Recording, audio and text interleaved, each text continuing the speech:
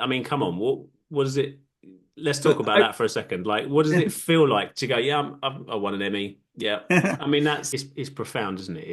It's hard to say they're, grifters trying to sell a book yeah, or trying to, sell a TV show or movie or something. It's like yeah. they're getting nothing from it. These kids are just, and maintaining this for years and years and Hmm. years and years and years. And I feel so bad that the adults are the ones that, the whomever got to, and they suppress these poor kids. And I look up every night, man. Every night, Yeah. every day, I look up hoping to see something. But there was a lot of things like that that kept happening, and still, I still, I Yeah. refused to believe it. And, I don't know, maybe that's why I'm hanging on to, hope for this UAP stuff is that, just to get a little bit of that magic back. The following is a conversation with Andy Suriano. Andy is an Emmy Award winning animator, artist, and creator of much of our childhood entertainment through the magic of animations and comics and cartoons and just incredible art. He's been in the kids' entertainment industry via the magic of storytelling through art for over 25 years. Andy's IMDB is absolutely ridiculous. He's listed as creator of Rise of the Teenage Mutant Ninja Turtles. He's worked on Spider-Man across the Spider Universe, Mickey Mouse, DuckTales, Scooby-Doo, Samurai Jack, Star Wars, Clone Wars, Tom and Jerry, and many, many more. Andy is an amazing artist and creative mind, and it's no surprise he's Emmy Award winning. Andy is also my friend, and spending time with him on the podcast was like sitting talking to a best friend over a campfire, having a beer and staring up at the stars, talking about all things UFO and more. I absolutely loved it. And I absolutely love this guy. And talking to him about everything from fatherhood to careers to UFO cases, shadow people, Congress and the hearing. And we even speculate on what these UFOs and UAPs may represent. Just a great, fun conversation. Andy is an absolute diamond. Now, this conversation was recorded just prior to the congressional UAP hearing, so we did talk about the hearing from a pre hearing perspective. With that said, the following is a conversation with Andy Suriano.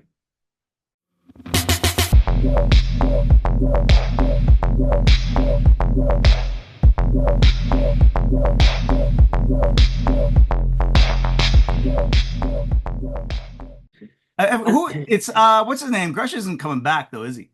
No, we got a bit of a hint, like for about 20 minutes the other day, that he was going to be in the hearing and he was going to give his Yeah. second, but then it didn't happen. Then it was like, no, Yeah. no, we got it all wrong. These staffers got incorrect information, and it was like, no. But to be I got it honest, I all from mean, you, by the way, all my information.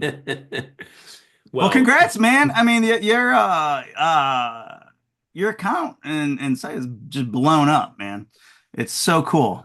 yeah, it's crazy. It is What were crazy. you doing before this or doing outside of this?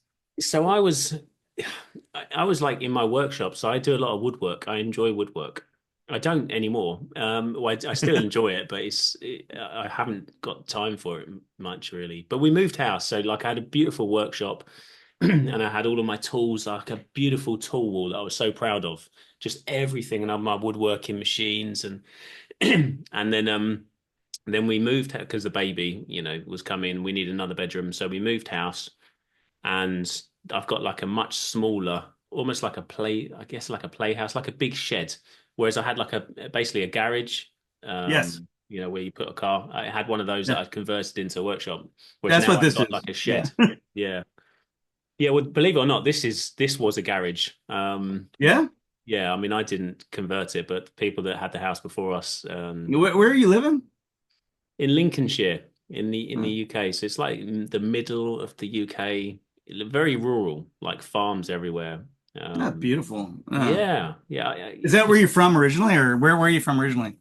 No, well, originally I'm from Southeast London, so Okay, so yeah, South. you city. Yeah. Yeah, yeah, yeah, South London, Nah. East End of Cockney. But I spent quite a lot of time in Brighton as well. So it's like very south. Hmm. That's like the beach.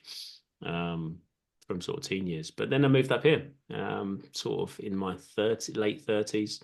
And what was because you got married, or you had a Yeah, family? basically because of kids and Yeah. location of family and all that sort of stuff, it just seemed like the right Schools? thing. How are schools? Good. Yeah, pretty Yeah. good. Yeah, and free. Oh, Are they free in the States?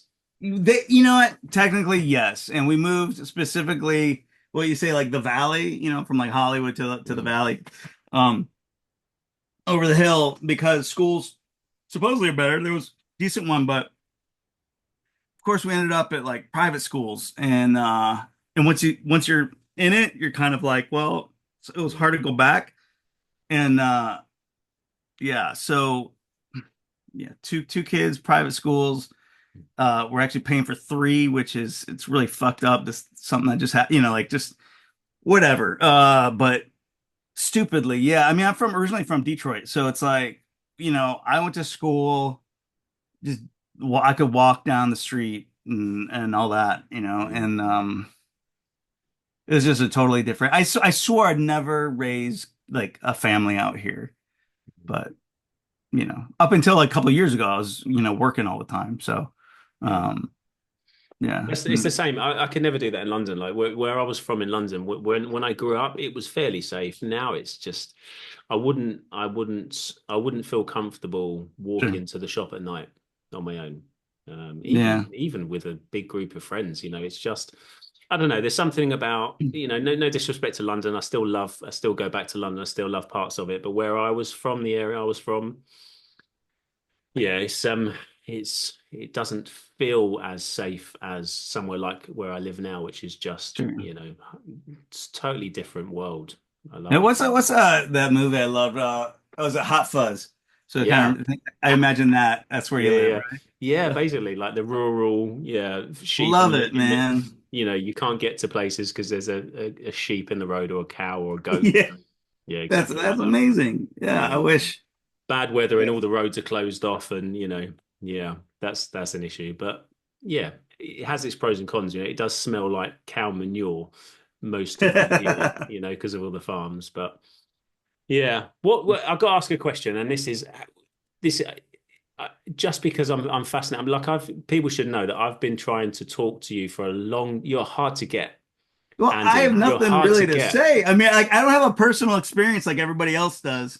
I mean, aliens aside, I mean, I could talk about lucid dreaming and things like that, but Mm. I'm very much Yeah, but here's the thing, right? Here's the thing. It's important. I think it's important for people to see that there are people from all parts of the world, all different roles and jobs and socioeconomic background. Everything. Everybody's interested in this subject for a multitude of different reasons. But like, right. there's so many different people and really interesting people. I mean, like you're an Emmy winning animator. I mean, come on, what is it? Let's talk But about that for a second. Like, what does it feel like to go? Yeah, I won an Emmy. Yeah, I mean I lost more Emmys than I won. I'll just say that. But yeah, but you uh even winning one no, is it was just like great. crazy. It it was cool, and I think it was something that my parents could wrap their heads around. Maybe like, oh, they knew what an Emmy was, and they knew they could tell their friends about it, but it's not like they ever really saw anything I made, and my stuff goes way back, and I'm not sure.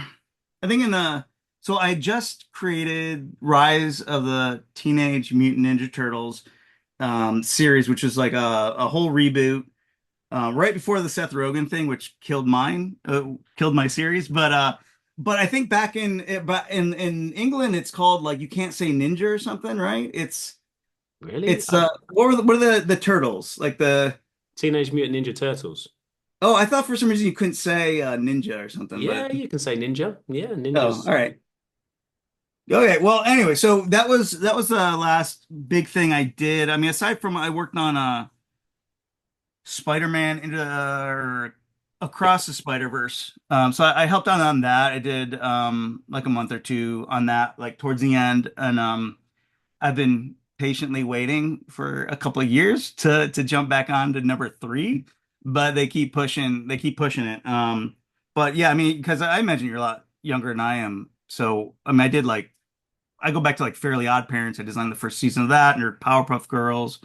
Dexter's Lab. I'm a character in Dexter's Lab. I did Samurai Jack and Star Wars Clone Wars and pretty much yeah, I mean I did a lot of people's childhoods, I guess. And I ruined a lot of people's childhoods apparently when I did the Turtles. Because I did a whole like science fantasy, science fantasy kind of based on my love of the genre. And I was like, okay, well, where did like the Turtles, I just didn't want to draw them or design them or write them skateboarding in New York. I just felt like, well, that's been done. I want to do.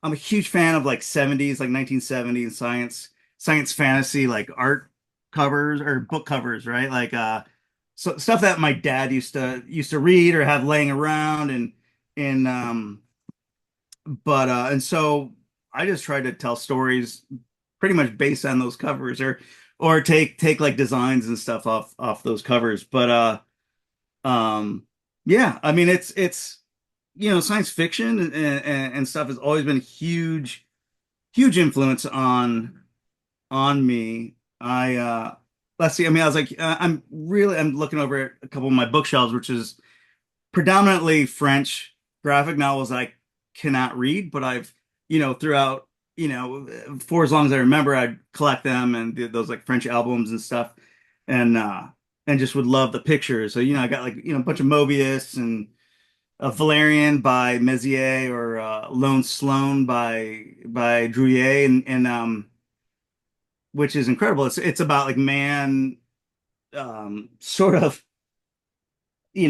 alone in the cosmos and being picked up by these ancient death gods and which I just find so fascinating. And I guess that would go into like the ancient astronaut theories and things like that I would really be interested in. And I would apply that to, the book I'm working on now, which is, my personal project. And it's very much like ancient aliens. So you have this science fiction element, but it's like ancient aliens and the movie Alien mixed with Lord of the Rings and a bit of Band of Brothers. And it's a sort of this fun thing of just this mishmash of genres that I just love. And again, if I'm gonna do something for myself specifically, then I want to make sure I enjoy it, which is Yeah, so that's what Lost Company absolutely. ended up being. But yeah, I mean the ancient astronaut stuff, the thing that is such a bummer and I know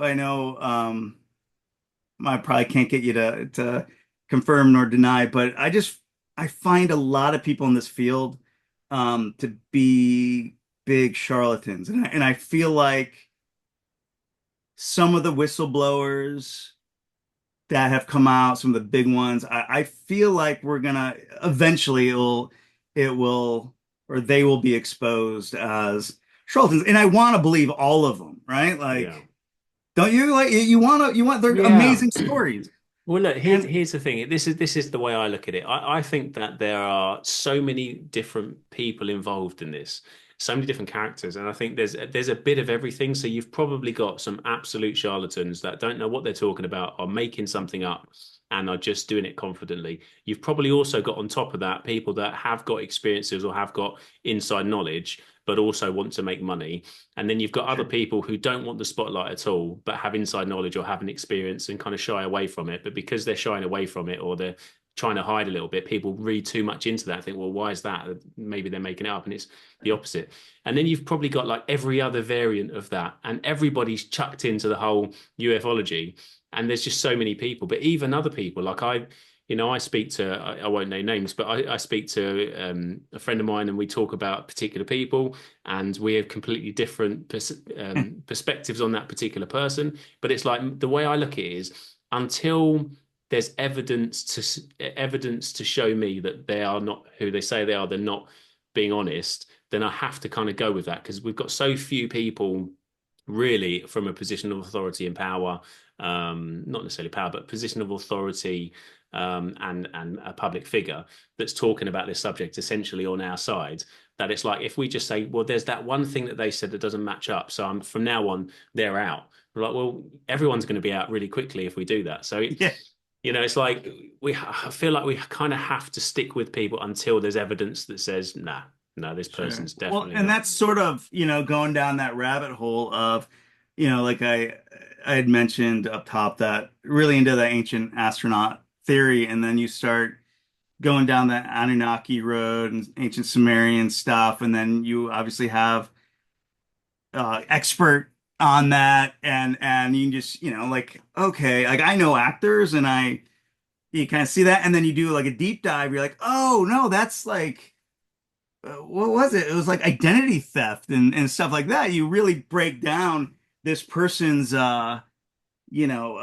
history and sort of you get the MO, and it was heartbreaking when I find out that kind of stuff, because again, I want to believe, and like you said, the people that shy away from it, like uh Commander Dave Fravor, man, that was like, to me that's like Captain Dave Bowman from 2001 becoming the Star Child. But it was, to me, that's the guy that I feel like, all right, I actually buy that. Like he's a normal dude.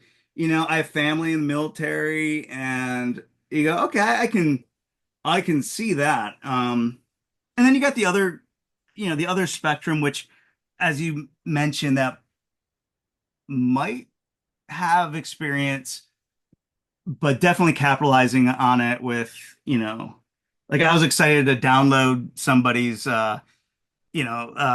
Greer's like apps and stuff like that. And I'm like, wait, how much is it? And then friends that would do, what is it, like what is it, the summit, P5. yeah, then they would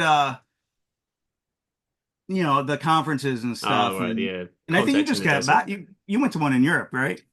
Yeah, Or so Spain? I think you're talking about the contact in the desert, aren't you? That's it. In the States, and Yeah. then yeah, Tom Vernon, who co-hosts a lot with me, and he's got his own channel, Tom Vernon UAP. He went out just because I couldn't. I would have loved to have gone, but I couldn't with the family and stuff. And I'd You just gone. can't ever I leave know it was. again, man. I know Not for it 20 was. years.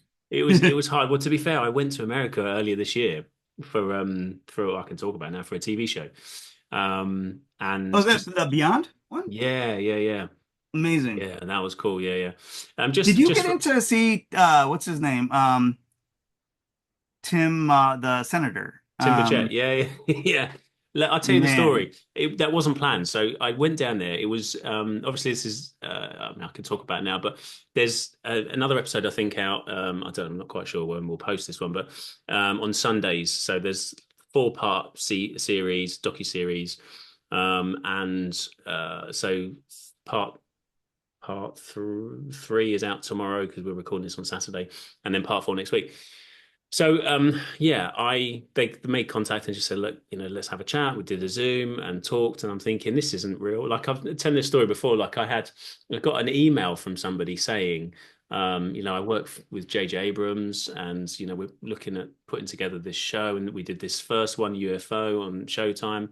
Would man. like to talk. And I'm thinking, there's no way some guy who's linked to J.J. Abrams is, all these big names, and I'm like making a note of the names, searching for these people. Like, okay, these are real people. They've got shows on Netflix and Showtime and all of these.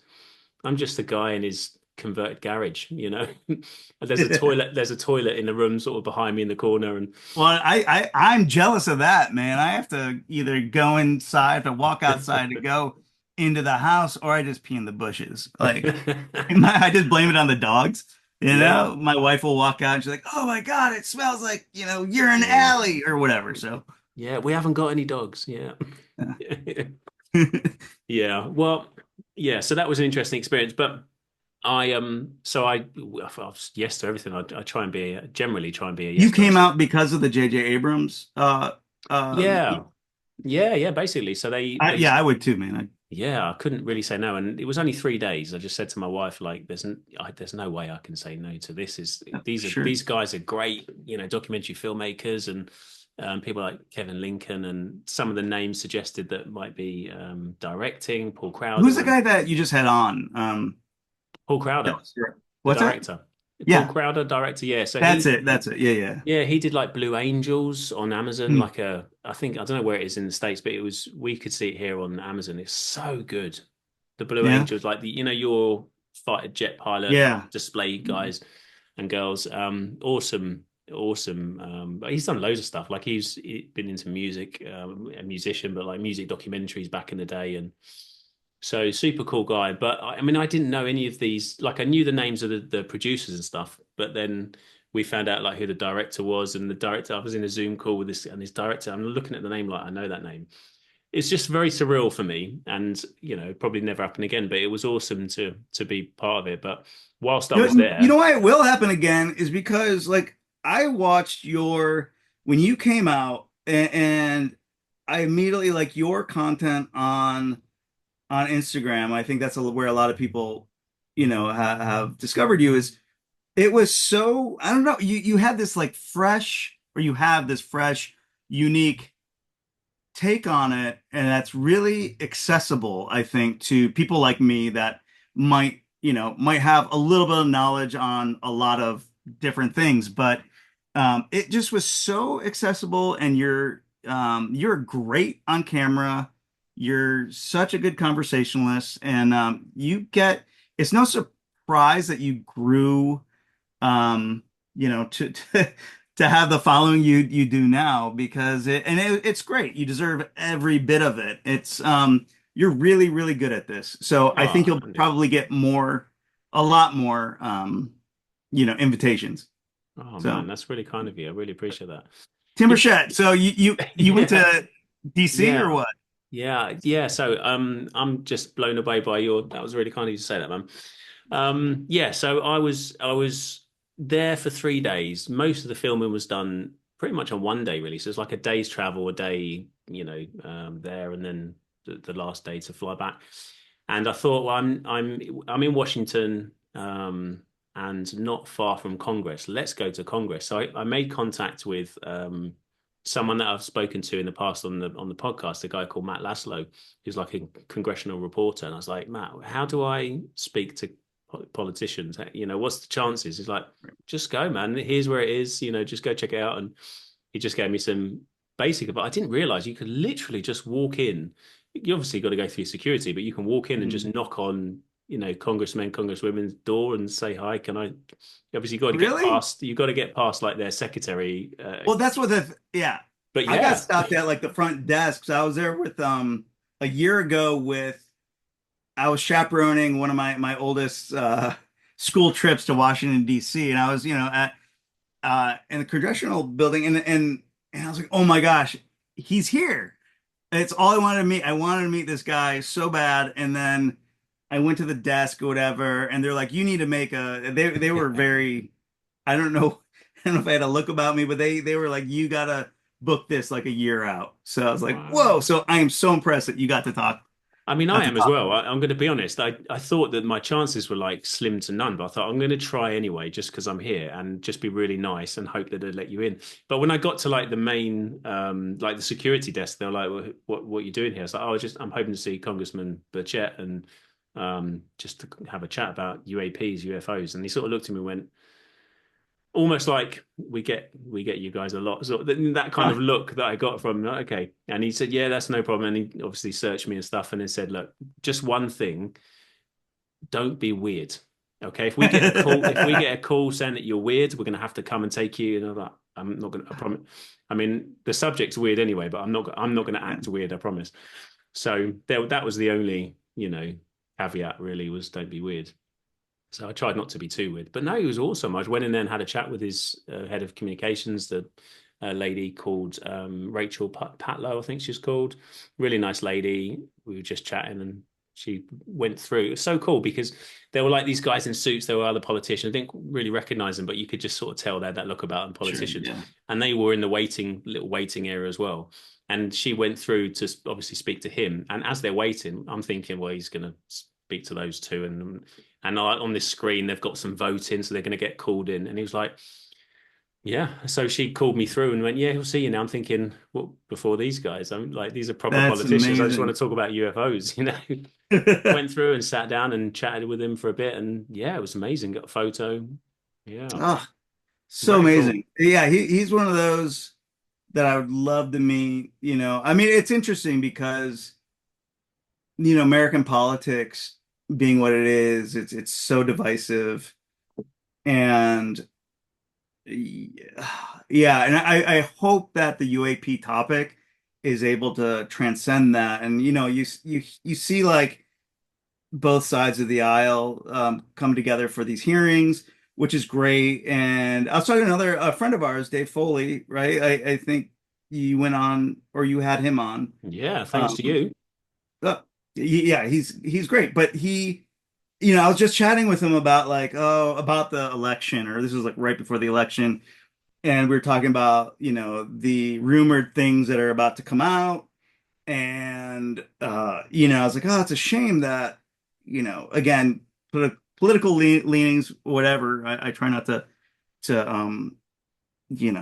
vocalize mine, but like, I was like, it's a shame that the Republicans seem to be Mm. leading it the most. Yeah. And he was like, no, actually, there's Democrats as well, but like Schumer, for instance, but a little less visibly, I Mm. think, like intentionally um keeping a lower Yeah. profile. But yeah, Tim Burchett is like, politics aside, I would love to talk to that dude. Yeah. He seems like a great guy. Yeah, he was really fun, and I enjoyed talking to him on on the podcast as well as in person. But it's one of the you're absolutely right. Like politics, it seems like the last hearing you had Democrats and Republicans just all sat in the same room and they're looking at each other. No, yeah, good point that you made. I'm thinking like you wouldn't get that with any other subject that they were discussing apart from this, No way. which is incredible and it's really important. I think really good to Yeah. see. But you're right. Like I had this conversation with somebody the other day, and I'm like, why are you putting out things to do with Trump and why, I'm obviously a Democrat side.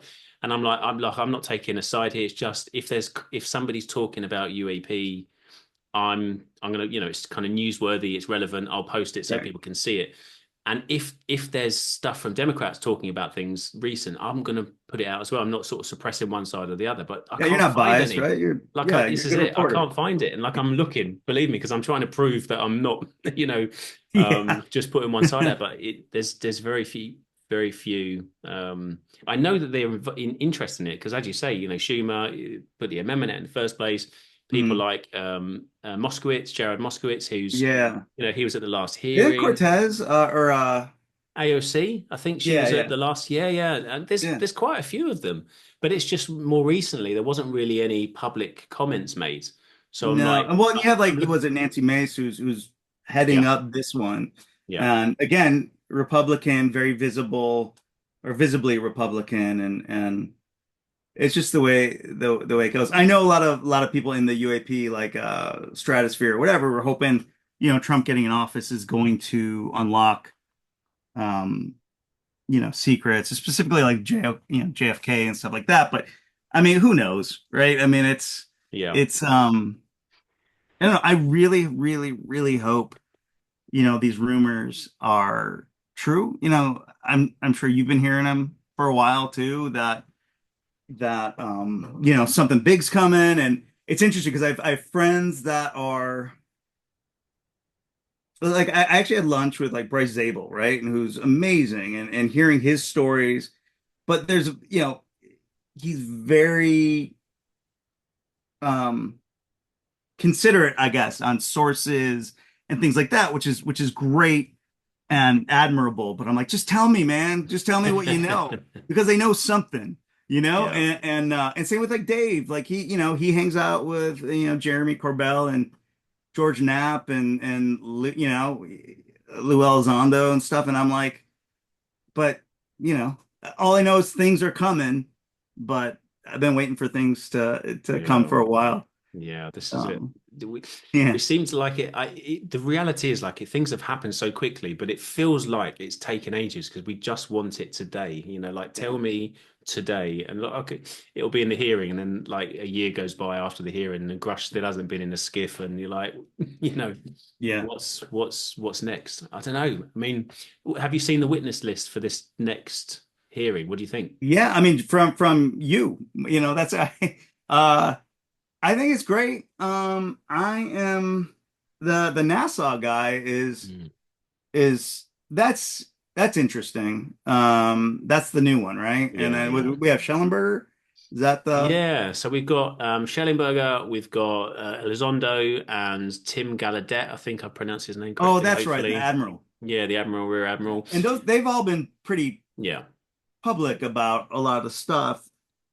Yeah, we've heard from them before. I think the only one really is Mike Gold from Right. the ex sort of NASA guy and aerospace and Bigelow Aerospace Radiance.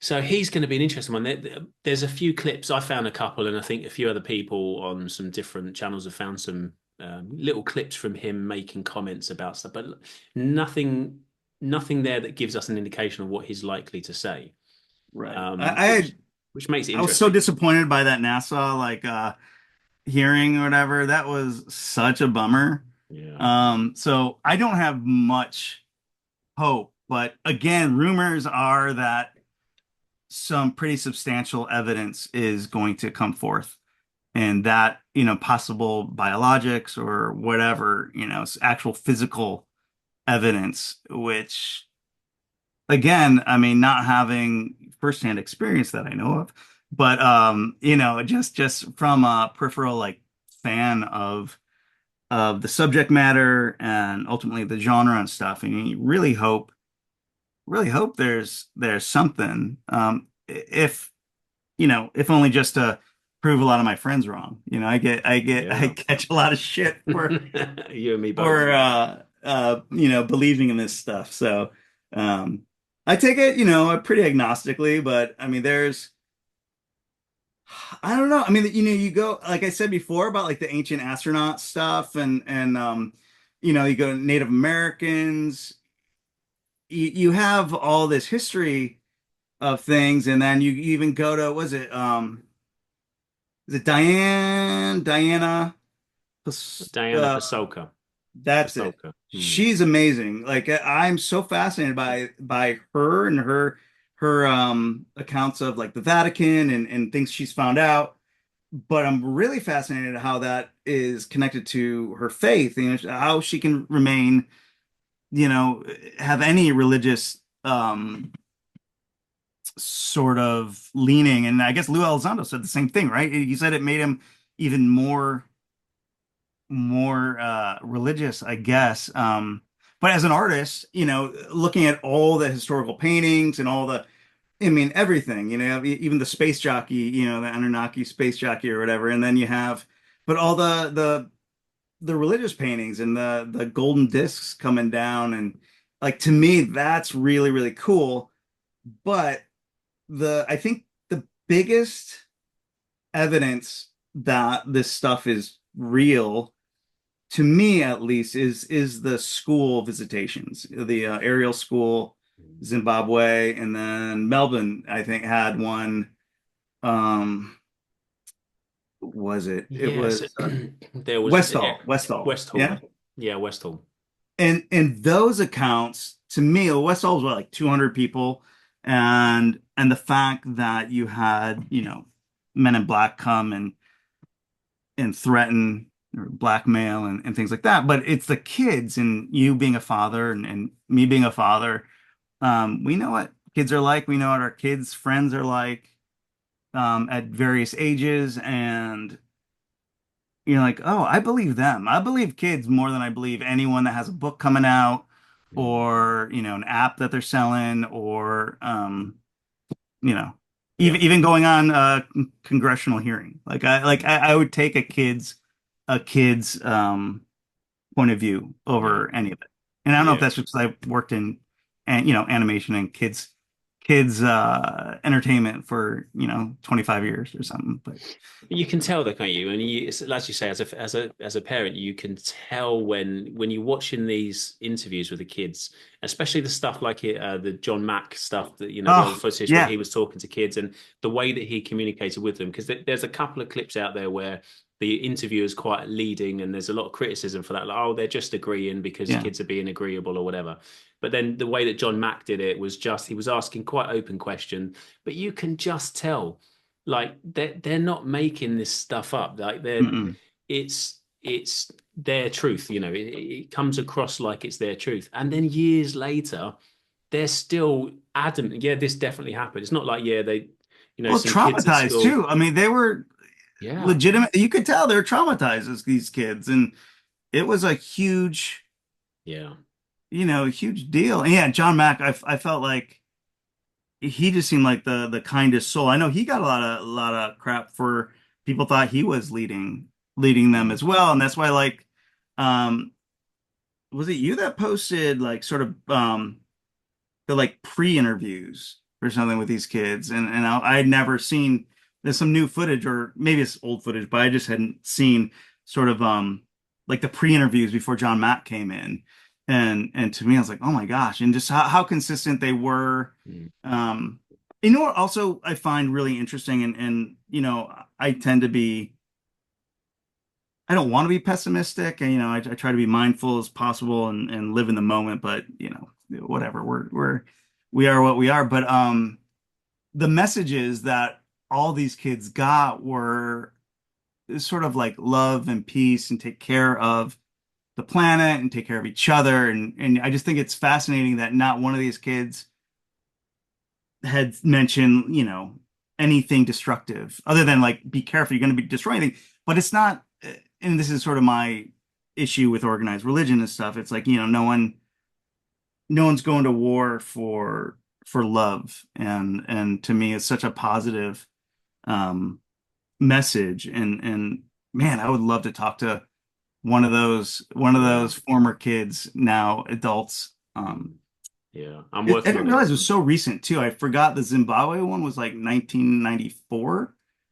The Westall one was a lot older. I think that was in the 60s. And but wow. Yeah. To me that right there is the evidence Yeah. or the Yeah, hope I have. it's profound, isn't it? It's Yeah. hard to say they're, grifters trying to sell a book or trying to sell a TV show or movie or something. It's like Yeah. they're getting nothing from it. These kids are just and maintaining this for years and years and Hmm. years and years and years.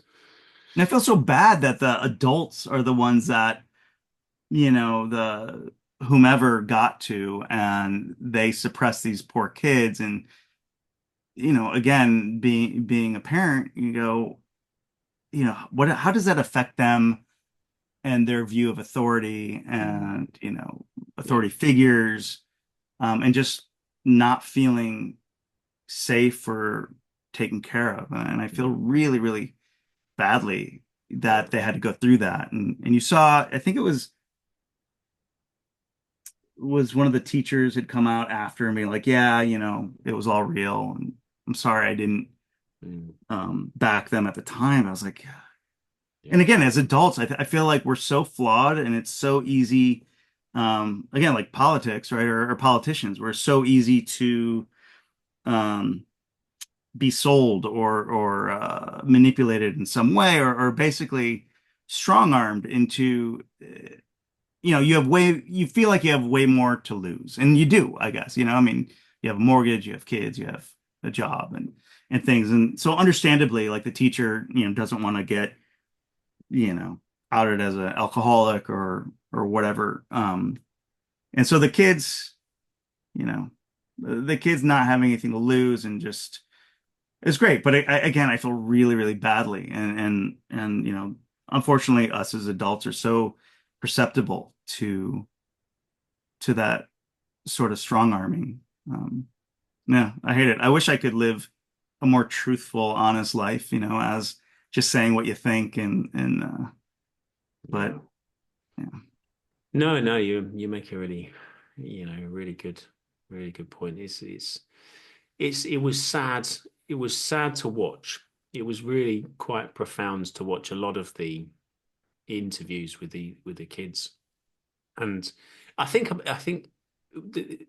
the intel. I mean, if we go with the theory that this was a massive thing, that the reason that it was suppressed was because the stigma was in place, and the reason the stigma was in place was because whoever the gatekeepers, the intel community, whatever, whoever it was, CIA back in the day, decided, look, we either can't figure this out or we can to an extent, and we don't want anyone to know about it. We don't want anyone else to weaponize it. So what we're going to do is we're just going to say everybody's crazy that yeah, sees something, you're all stupid, or you're not very intelligent, and that's how we'll frame it, so people won't want to associate with it even if they do have some that kind of experience. paperclip or right? That was Yeah, yeah, we yeah, like and paperclip. yeah, there's a few sort of programs. I mean, people suggested that Project Blue Book was essentially that. And J. Allen Hynek came out and said initially this was basically, we were sent out to debunk everything and to make everyone look like they didn't really know what they were seeing, and even really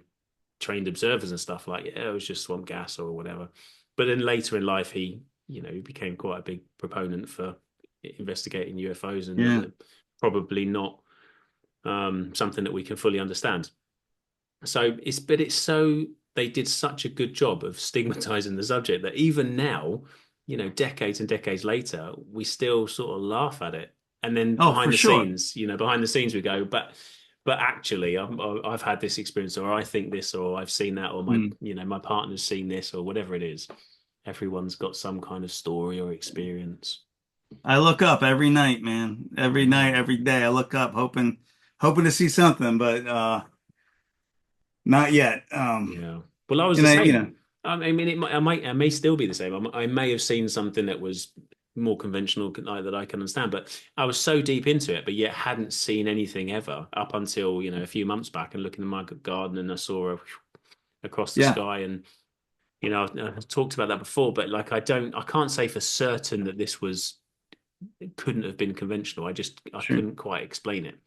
But it wasn't like a super profound moment for me. It was just, wow, I've seen something really, really weird. I'm trying Yeah. to figure out what it is, and I can't figure out what it is. But Well, it's funny, my wife and I, we were driving home from something and we were both like, what is that? That's not a helicopter. Like there was something, but rationally I talk myself out of it. And again, as adults, probably we're more, mm, um, prone to trying to, explain it away. And to then we're like, well, maybe it was, it was sort of around the Hollywood Bowl. Maybe it was one of the lights, but it was coming the other direction. But still, you sort of, explain it away. And I mean, same thing with like, I think, we've talked a lot about dreams, and I had crazy dreams about you and your family, crashing on your couch, which was hilarious. Um, but like the waking up and seeing people in your room at the foot of your bed, or I mean that had happened my entire life. But then you have, on the other hand, you have science saying what that is, what happens to your brain at that moment, at that time. That being said, there was a couple times that my now wife would wake up and she'd see the same thing I did, and that was a little odd, But then again, you kind of you mm. kind of explain it away, or yeah, Yeah, it's there's so much that we just can't quite put our finger on, isn't it? Like there's the weird stuff, like stuff that we figured out and we know like there's science or technology behind that. And then there's just those little things that happen throughout our life. You think, I don't quite understand how that happened. Like deja vu is a oh, for beautiful sure, yeah, example. Like deja vu is a real thing. I don't know what it is. I don't know how it is, but there are so many times in my life that I've experienced this, or I've seen this, or that's happened before, but it can't have actually happened. But and I know what's about. It's so strange, and I can't understand how that happens. But it's like a real thing. But then when you like look at all of these different things individually, like that comes into like remote viewing and stuff. Like oh yeah, it touches on every different element of the phenomena, I guess.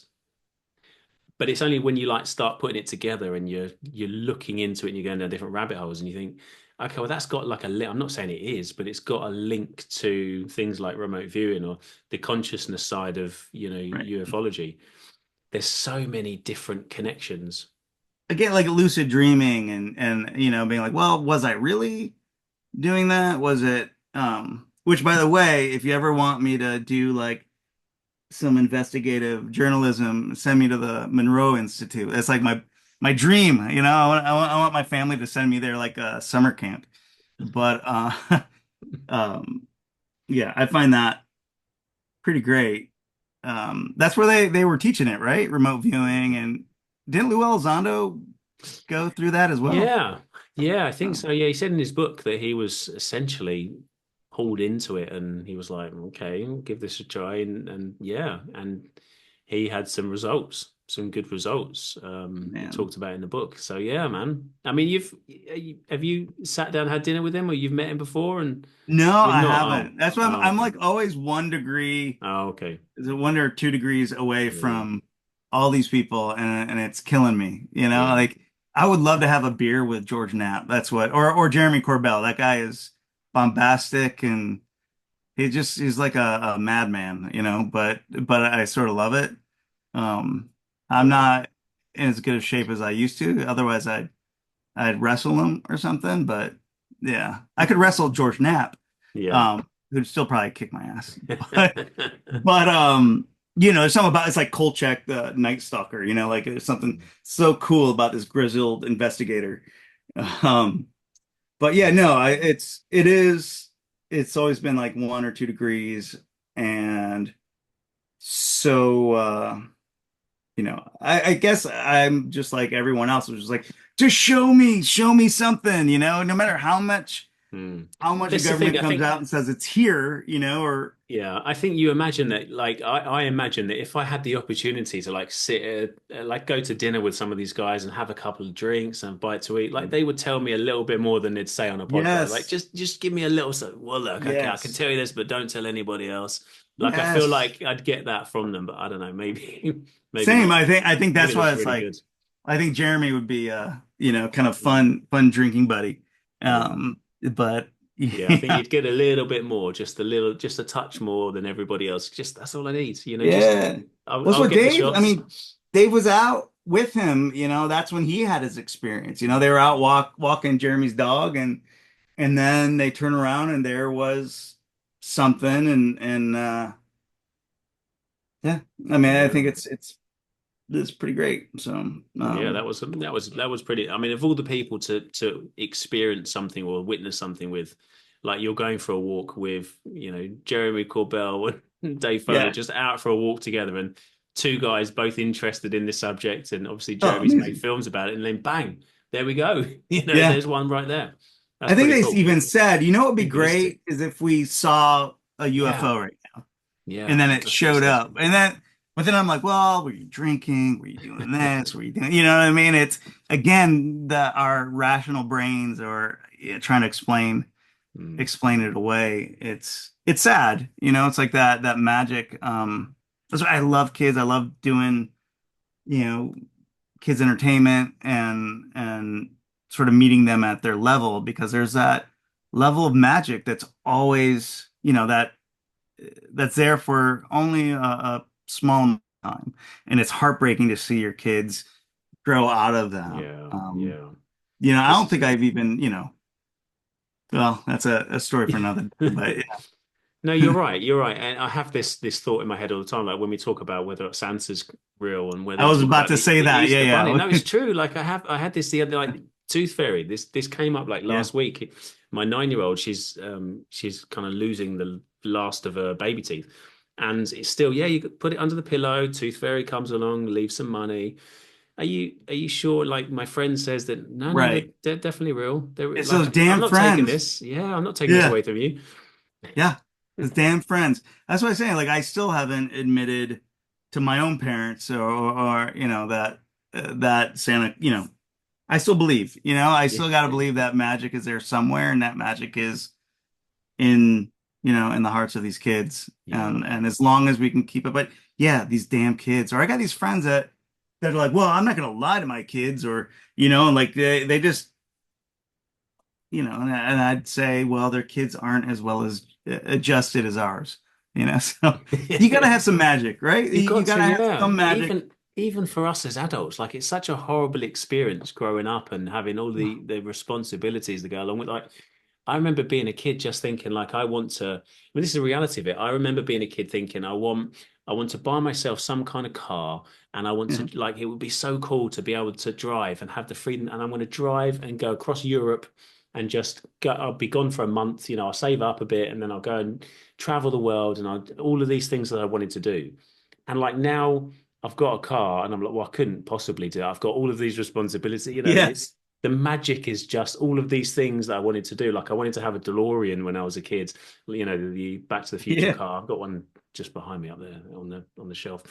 But like I wanted one of them. Like I could technically, it'd be difficult, but I could technically afford to buy an old one now and have it and just, but I couldn't justify it. Wouldn't I've got other things I Mm, need to pay for, and but the thought of having all of these experiences that I wanted to have when I was a kid, and then like you could do them now, a right. lot of them, and the magic's sort of gone. It's horrible. I It want to it keep that. is I want to maintain that for my kids as long as possible. it's yeah, it's such a bummer. I mean, so I was a pretty big believer in, especially, having experiences like with like shadow people or whatever, stuff like that. And a lot of my dreams had been pretty professed, whatever, had come true, or whatever. I had, different experiences growing up about like kind of knowing something, being across town and then knowing there was something wrong with my mom and like racing home, on my bike. And then there's like ambulances out front and, coming through and she'd been sick, but I remember I still held on to those beliefs as long as I could. And then it would have been what, like 14 years ago, 13, 14 years ago, when my father had gotten sick. He had cancer, and it was and suddenly all that switched for me. That's when I sort of shoved all my beliefs and magic and things like that down, and it was just became about science. It became about medicine and anatomy and surgeries and things like that. And then even after he passed, all these things kept happening, and my wife would be like, "It's look, this just happened," and it kept happening, like different interesting things. Or my youngest, who'd never, or my kid, would go back and he's like, "Oh, there's Papa Carl." He wouldn't have known who he was, and he was like, "Oh, there he is in the rose bush and stuff," and or over by that, and there was a lot of things like that kept happening, and still I still, I Yeah. refused to believe it. And I don't know, maybe that's why I'm hanging on to, hope for this UAP stuff, is that, just to get a little bit of that magic back. Yeah, definitely. Like a whole, like there's a feeling for me. I don't know how you feel, but like I feel like there's this this possibility of like just another dimension almost that we just can't quite figure out. But it's Oh, like there's a sure. party thinking at some point we might figure it out and it'll be amazing, it'll be great. It's just, just hang on a little, just hang on a little bit, Right. and we'll get there eventually. And I have What's that whole have that idea of feeling. linear time? And it's like when you're driving, like sometimes I'll be driving and I live in Los Angeles now, but suddenly I'm on the streets in Detroit and going down this road, or and then you're back, and then I wonder, you know, am I existing at two different moments or multiple moments throughout time? And that's really fascinating. I mean, just like you said with Deja Vu, wasn't it Philip K. Mm. Dick? Didn't he was the one that basically suggested that was like a glitch in the Matrix. That Mm. was, which I thought No, I was pretty didn't. cool. I haven't heard that, but I mean, that would make perfect sense. Like just some glitch that's not supposed to happen, but it just did, and Yeah, I mean, he you was just got an big. insight. Yeah, I mean, he was big into the simulation theory, Right. and that's another one that's Mm. that's a little crazy, but again, from friends of friends, and hearing, very ominous, sort of like, oh, if I knew then what I knew now, I wouldn't bring kids into the world, or something like that. And you're like, what? Like, what are you talking about? So, Yeah. It um, gets dark. it gets really, really dark, Yeah. Yeah. and I don't know, Yeah. I tend to like I am drawn a little bit towards the what's the word I'm like just you just said it, it's out of my head now. Simulation, sorry, the simulation like theory that when I spoke to I think Karen Alexander, who's like the crop circle hunter lady, she draws and documents and goes out with her husband and Oh my gosh, yeah, they that have a was amazing. helicopter. Yeah, Yeah, amazing. yeah, she, I mean, wonderful, wonderful lady. It was great talking to her. It's like someone that's had decades in crop circles, but actually going and talking to her and how everything has this, like a geometry and stuff. You're like, okay, so there's maths in that, and then there's maths in like DNA, and then there's Yes, maths in virtually like in trees. You cut it, and then you can count the thing. Like everything seems to have like a maths or a formula or some sort of geometry. yes, Or I'm thinking, okay, well then that would pull us towards like a some sort of computer for system sure. AI type. I mean, Yeah, I for don't sure. understand it, but it's like there's like a signal there that this Uh-huh. is interesting. This is interesting. Well, that was amazing that crop circles episode you did, and I'd seen before some of that stuff about how it does. They're all like equations. You know, Mm. you could put it in, and then at some point I was like, well, were those you know college kids that were math majors that are, but then again, how do they get in and out and whatever. But yeah, I mean, like you said, math is everywhere. Yeah, I mean, it is everything, and unfortunately, I'm terrible at math. Like yeah. just Well, this got is off. That's why I draw for. That's why. yeah. Well, this I mean, how weird is this? So I was drawn to my wife. My wife is a mathematician. She's a math teacher, so she teaches like I don't know what grade it would be in the States, but in this country, secondary school. So she's a secondary school maths teacher, and I'm terrible at. So I'm dyslexic, so I'm terrible at maths. Oof. I'm improved in like reading and writing since I was a kid, but quite significantly. But when it comes to like my memory for stuff, is I've got sometimes it's really good, sometimes it's bad. It's all the stuff that goes on with dyslexia. But in terms of maths, like I'm terrible at maths, but I can see things. I just find it difficult to explain what I'm seeing, if that makes sense.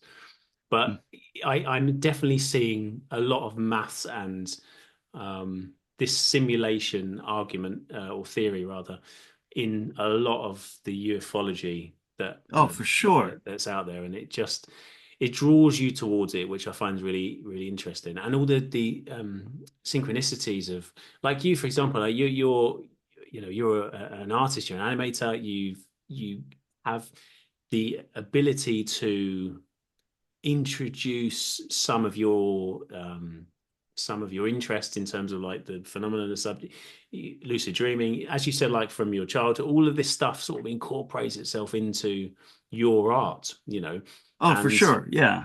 that I find that so profound. Like there's so many people that I talk to, like musicians and writers and directors and all of these different people that kind of fall into the sort of art bracket, all eventually end up putting pieces of ufology, I guess, and the sort of the extended phenomena into their art, and I find that Well, I mean, fascinating. I'd say the same about you, right? I mean, you're Yeah, taking the sum of all your experiences and your interests, and I think that is what, propelled UAP files to become such a success is because you incorporated all of your yeah, experiences definitely. and in Yeah. such a unique way that only you, Mhm. Jimmy Connors, could do, right? So, Yeah, I think, well, this is it. And I'm really persistent. So I'm like really annoying when I message people. Are we going to talk? When we're talking, let's talk. Just like you. I mean, I'm like, oh, are you still I up for it? was, Are we talk? honestly, especially after the crop circles, I'm like, man, you have such amazing guests, and they're experts. They're experts in this stuff. And I'm like, I'm just a guy that draws comic books and things like that, right? So, um, Yeah, but you're interesting. I It's I so haven't been important. abducted. I haven't that I know of. Mm. Oh my gosh, we haven't even talked about abduction stuff, but like the other stuff, I mean, you go. So again, living in LA or whatever, you have movies like Fire in the Sky and that, say they're based on stuff, but then it was all bullshit, it's all bullshit. It was all made up. Sorry, for people that believe it. But then you listen to old like Betty and Barney Hill interview stuff or when they're hypnotized, and they're screaming and crying, and that do not listen to that late at night like I did, because Yeah. is that's like the kids. You're like, oh, it's when people are at that super raw emotional state that their sort of defenses are lowered, and or at least Schreiber, when he talks about, you know, um, Yeah. being taken advantage of, or whatever, and you see this, old man, not old, but Yeah. an older gentleman, sort of like, Barney Hill, when you hear them or hear the emotion in their voice, and it seems so genuine, as opposed to, like we talked about earlier, some charlatans that are good actors but not that good. So, and that's where I'm like, oh man, there is something there when you hear like a grown man screaming and Mm. crying, because maybe we're just not, as a society, we're not typically Yeah. used to that. Yeah, and that's the whole abduction thing is the real strange part of this subject because, like you were saying earlier, like the kids were very positive and all, their message was really positive, and there seemed to be this sort of telepathic communication, and it was like positivity, look after the planet, etc. But everything's going to be all right. And then you start talking about abductions, and it's like, well, hang on, this takes it into the really Completely. dark side of the phenomenon. And Yeah. like, so I'm on board with like, we want you to be safe. We don't want you to nuke yourselves and start a Oh, world please, war and all man. that. I really hope that's true. Yeah. And then, Come as but soon as then, possible. yeah. But then it's the other side. It's just like, oh, okay. Yeah. But it's almost like people don't want to talk about that side of it, not because they don't believe it less than they believe the possibility of spaceships and interdimensional stuff. But it's my I want that to be, if it's real, I want that to be real. I don't want that abduction stuff to be real because that's Sure. scary. That's like we've got no control and they can just take you and there's nothing your government can do to keep you safe. That's like really dark, Well, really dark.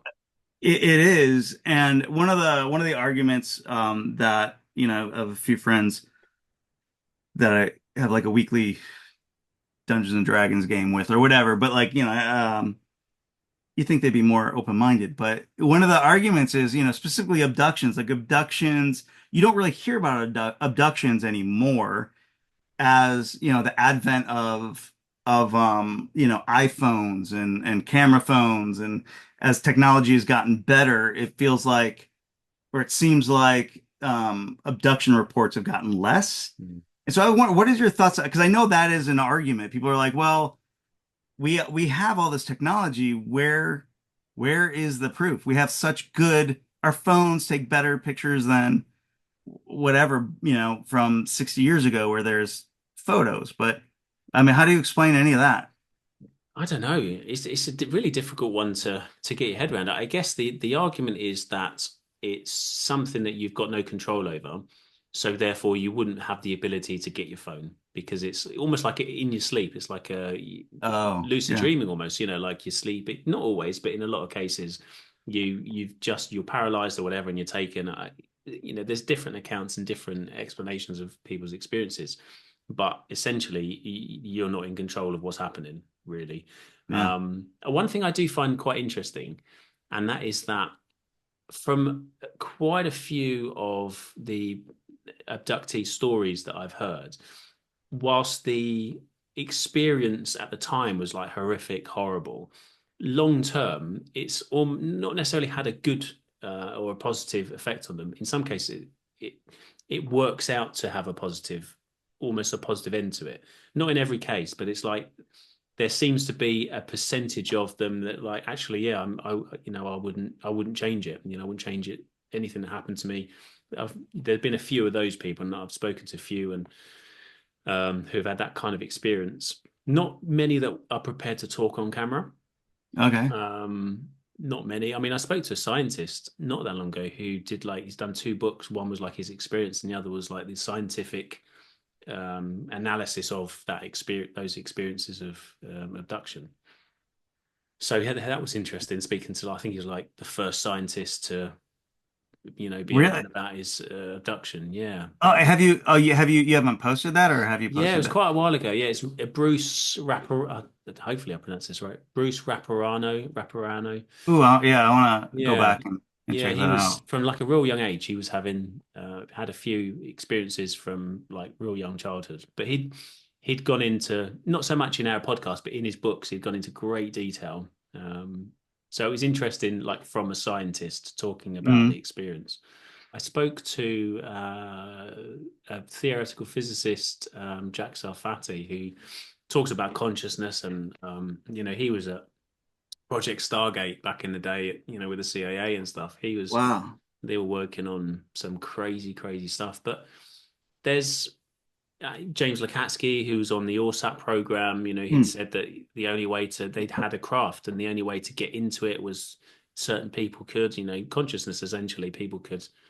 It's there's something that we've not quite tapped into. I think it comes back again to deja vu and all of oh, the other stuff that we experience in everyday life, and we can't quite put our finger on it. Like we were saying before, like it all links, it all connects, and I think consciousness is it's like the next step of evolution, isn't it? Like understanding, it seems to be anyway, understanding how and what it's all about and how we can control it. for sure. Oh man, yeah, and I mean that's the other thing. You listen to people like Sam Harris and um, who speak about mindfulness and I mean it's hard. I don't know how many times I've tried to, I started meditation and stopped meditation and things like that. I don't know. Do you meditate? Not really, no. I've tried it a few times. I did, and I really enjoyed it. And I have tried more recently because like there is another link to people that Yeah. meditate or people that are a bit more spiritual, I guess, maybe a bit more in tune with their body and nature and having experience like sightings and experiences. And so there feels like there's a link there that it feels like there's almost a signal from all of these people that I speak to, like, okay, so you do meditate? Yeah, I do. Or I consider myself quite a spiritual person. You think that's interesting. Like it's a common theme, and I would get It is. messages. Yeah, yeah. So many like Yeah. DMs from people going, "Can I just tell you about my experience?" I was like, "Yeah, tell me about it." And then at the end of it, I'll be like, just out of interest, like, do you consider yourself spiritual? Do you meditate? What's your life like? And almost all of them was like, "Yeah, yeah, I meditate," or "Yeah, I'm quite a spiritual person. I have Wow. alone time, and I go to bed and I listen to the sound of rain or whatever, and Sure. just breathe, concentrate on breathing and Mm. breathing work and stuff." There's a I link. mean, I mean, good for those people that have that that, Yeah, it's that having the mental time, fortitude. and like for me, it's the time. Just like I've got so much that I want to do, and I'm backed up on so many things. Like I need to do this, all these different projects, and then to also have like, well, I'm going to put aside half an hour to meditate. It's like, well, when are you going to do Yeah, right. Well, that's that? what I mean. The Sam Harris app, the was it Waking Up? It's great because it was like it's just 10 minutes, or Oh, he'll start okay. with like 5 minutes and then go to like 10 minutes, and I still can't get through it, you know. Right. But I like that because there isn't a spiritual component of that. It's very practical, and growing up Roman Catholic and all that stuff, you're just like, yeah. It's maybe that's why I haven't experienced anything. Is Yeah. But but that seems to be, I'm sorry. Go ahead. I was just going to say that seems to be part of the CE5 thing with Dr. Stephen Greer, isn't it? Like, is the meditation side of it. I Yeah. understand that. I've not tried it, but from what people have said that have tried it, there's like, that's the first part of the process is meditating. So, Did you post the was it the wavelength, the sound thing? yeah. Yeah. I want to Yeah. try that. I mean, I listened to it while I was awake or I was like Mm. working or something. Um, Yeah. but yeah, I really want to. I put it on because like I want to try it. I'm thinking if I've got it on the UAP files YouTube, like it's there, I'm going to use that and listen to it. And it was suggested that the four hertz, just constant. So I got it, put it on like 1 hour. I thought 1 hour's good. Put it on, and it's just you can just sit. And I've done it a few times where I put it on to go to sleep, but I've either got bored and put on Netflix beside the bed, because I've got like an iPad next to the bed, and I just put an earphone in my and there's so many shows since I've got really deep into this and the platforms and stuff. Like I'm missing all of the TV shows that I would normally sit on the sofa with the dogs and watch. So when I do go to bed, I catch like 10 minutes before I fall asleep on Netflix. And it That's almost feel amazing. like it's wasted. It's terrible because I probably it's the What are you opposite. watching? What? So I'm at the moment I'm watching the new season of, and like I say, 10 minutes a night because I'm falling asleep, but the new season of Old Man, which is Oh, Jeff Bridges or Jeff no? Bridges. Yeah. Jeff Yeah, Bridges. it's Yeah. fun. Yeah, well, it's yeah, it's like a thriller. You know, he's like an ex-CIA guy Sure. who is hiding in hiding, and it's really good. It's like season two's out on in the UK. It's on Disney. I think you can watch it on Disney. Really? Yeah, I don't. It's not a Disney production, but it's on. You can watch it through the Disney Channel. I don't know which one it is, Yeah, we but can only get through 10 minutes at a time of anything. My wife mm. falls asleep like Yeah, almost immediately. yeah, It's painful because I'm like, oh, do I wake her up and do we yeah, just go to bed or yeah, do I just keep watching? yeah. You know, like Yeah, we had the same problem when we did watch TV together. yeah. Going back a year before this, this all kind of kicked off. We would watch a thing, and she'd fall asleep exactly the same. Like the next day, we're like, "Well, where are we?" We're like, "I'm on 3 episodes down the line because I stayed awake." Yeah. We're Oh, back at episode 3. yeah. Oh, It's hard. it's the worst.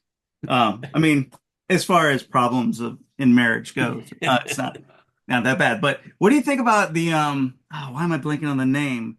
You know, the Bigelow uh farm or the Oh, ranch. Skinwalker Ranch. Skinwalker. What do you think about Mm. that? I think it's very interesting. I think Should we go something do we should go do strange. we should meet there. Wonder think Yeah, they let's go do like a little vacation or something. That'd be fun. yeah, I'm up for it. Yeah, I've just need to sell that to the wife. Yeah. Yeah. Just a week, right? Yeah, just a week. Yeah, we'll just go down there and hang out with the orbs and the Yeah. weird Bring the family. skeleton. They can hang out with my family. Yeah, And that then sounds like fun. you and I can, try to find skinwalkers. Yeah. Yeah, I like the idea of that. I'll have to try and sell it to them. I think my Yeah. 9-year-old's like she's in at that place where UFOs, like she understands the basics of what UFOs are. And it's like I'm trying not to go too deep into it because, like we said before, there's some dark parts. So I think we're on the like, well, there might be things out there. Who knows? I mean, it Right. might be, it might not be, and it could be, technology the government don't want to tell us about because they're really, really clever. We don't really know, but isn't it interesting, that there could be something exciting out there on another planet, people like us, and that's kind of where it stops. It's not like we don't Yeah. talk about it, like abductions and all the because that scares me. So God, Oh, God for sure. forbid how it would. Yeah, that's what Yeah, these guys like, I know like Bryce Zabel and stuff like they don't really share stuff with their family. And again, you hear stuff like, how dark potentially this phenomenon goes where you don't want to worry your yeah, family or you don't want your family to think you're insane, yeah, I guess. yeah. But yeah. Oh man. It's complicated, isn't it? It's really complicated. It's a It is. complicated, just even talking about it's complicated, let alone understanding it and being sort of involved and deep in it. It's What do you think about the underwater aspect of the UAPs well, this is it. So it or seems like, USPs, whatever? yeah, the USOs, USO, yeah. identified US submersible Submersible. objects. Yeah, Yeah. that's right. There's a lot of information about water, about being over the water. I know that Richard Dolan's just, he's done a ton of work on Hmm.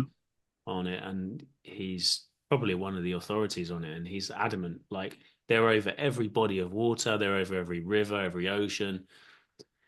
And there's so many clips that I see and I get sent that are near the beach, or people are taking it from their balcony, overlooking a beach, or from a Right. boat, or so there's so many links, so many links to water. And there's got to be, there's that signal there that, like, okay, there's a link to water.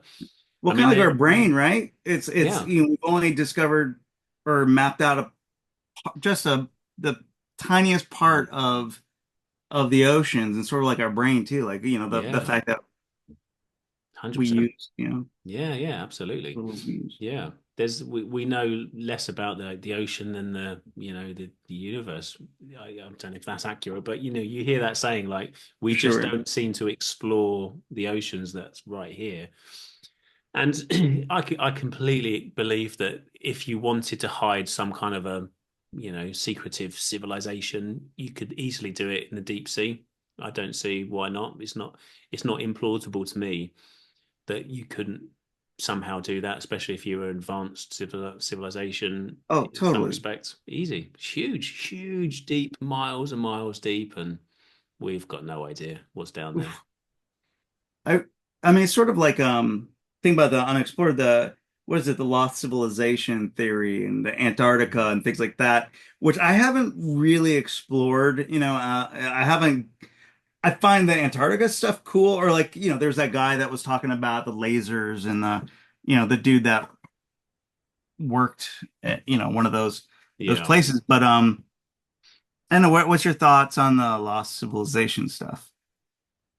I haven't I haven't done a lot of research, if I'm honest, on that. On that. Here's the thing that I think this is why people perhaps gravitate towards, let's say some people gravitate towards UAP files is because I'm, excuse me, I'm like a newbie to it. Like a lot of other people. Like, don't get me wrong, I look at a lot of things and research quite a bit, but You're our I'm entry. yeah, You're I'm at people's like entry. yeah, Yeah, I'm entry level as well. So it's almost like people are exploring as a newbie along with me, who is exploring as a 100%. newbie. I'm just collating it and curating it a little bit, and so I think that's probably why people. I'm trying to understand it. I don't really understand it, but perhaps why people watch some of the stuff I put out. Um, because I'm just exploring as I go along. And then I'll talk to this one person who will say this thing that I hadn't really thought a lot about. And now I'm like, okay, I'm going to look at that. And then I'll spend like Sure. a week of deep dive in that subject. Hmm. And that's how I'm learning. People like Richard Dolan, who's just got an encyclopedia knowledge of all of these different things. I'm like the complete opposite to that. Like I know like a little bit about a lot of things. Sure. He knows a lot about a lot of things in the subject, like a real authority. Which is why, like, when I went on that show in America, I'm thinking like, I'm not one of these guys. I'm not a Richard Dolan. Like I'm not. I don't know what you want me for. I'm just. If you want Well, that's someone how that's I like feel here, man. interested. That's exactly, yeah. Yeah, but me and you are the same, man. We are interested in this subject, and it's finding out from other people what their thoughts are and mixing that in with our thoughts and seeing where that Hmm. goes and just making connections. And Well, that's I one think of it's the, probably great. And I think that is, you know, people can connect to you and UAP files because of that. Like you are people's, you know, avatar, I guess, into this subject matter. Um, but there's also a level of, I want to say agnostic sort of, or, you know, it's not like you're 100%, mm, you know, just regurgitating what yeah, people say as like fact, you know, and the way you present on UAP files, I feel like you present it in such a unbiased sort of, you know, legit reporting sense where you give the information, you find it, you know, but it's not like you're not like it's like endorsing one, like this is definitely exactly, what's yeah, happening.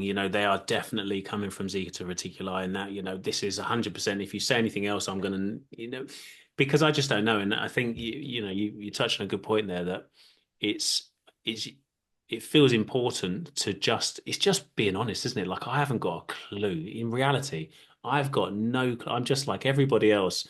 Like yeah, I find this really interesting, but I've got no clue what's going on. sure, And there's all, you're being pulled to all of these different areas, and they may all be true. They may, none of them might, who knows? It could be a mixture of all of these things, but it's just putting all the pieces together is just fantastic. It's for it's sure. exciting and really, really interesting. And I love the connections as well. And this is what I find most unusual in that. the ability to talk to people like yourself and others, I would have never, ever, ever had that opportunity had it not been for this subject, and I find that the most interesting, like the connections that the subject has enabled me to make is Sure, crazy. across all Yeah. areas of life. I mean, you know, timber check or what Yeah. the I'm in a congressman's office talking to him about UFOs. Um, and then I'm talking to a scientist. I'm talking to somebody that has studied crop circles for years, and I'm talking yeah. to, somebody like yourself, an amazing artist and animator and, storyteller. And I love all that. This is all the things that I find really, really fascinating, somehow is still connected to this subject of UAP, UFO, which is really weird. Like, how do you get from, like, I love movies, I'm obsessed with Mm. film and music, I love film and music. And yet, somehow, the UFO subject has enabled me to talk to some really cool directors and musicians. Like, talking to Pat Berlin-Quet the other day, spoke to him second time, great musician. He's got this app he's working on. But, like, I didn't know when I first interviewed him that some of his music is on my playlist in my car when I drive. It's on my Spotify playlist. And then I interviewed him. We talked about his website, it's uaptracker.com, and was working on the app. And then when I'm putting together like an introduction, I do my little introduction at the start, and I'm Googling, I'm thinking like, hang on a minute. And I look on my phone and I look for his, on Spotify, I look for his name, and there's a tick next to the songs from his album. I'm like, I listen to this guy all the time. Like I sing along to his voice, and I didn't know That's that. amazing. Crazy, just crazy. Oh, it But is weird how that works, you know? I mean, we talked about Dave earlier and coming from Detroit at the time, it was the 90s and Canada was right across the water, so um I'd get the CBC station, and so getting like Kids in the Hall before anyone else, and just being so obsessed with like I was like, oh, I get it. Sort of like when Conan O'Brien came out or whatever. Like if you're just a little left of center, or, like again loving movies, but maybe not the obvious ones or whatever, but when you really connect with sort of um when people are doing stuff like Kids in the Hall or Conan O'Brien or whatever, you go like, oh yeah, people are thinking the way I think, whatever. But then you fast forward like, I move out here after I traveled the world with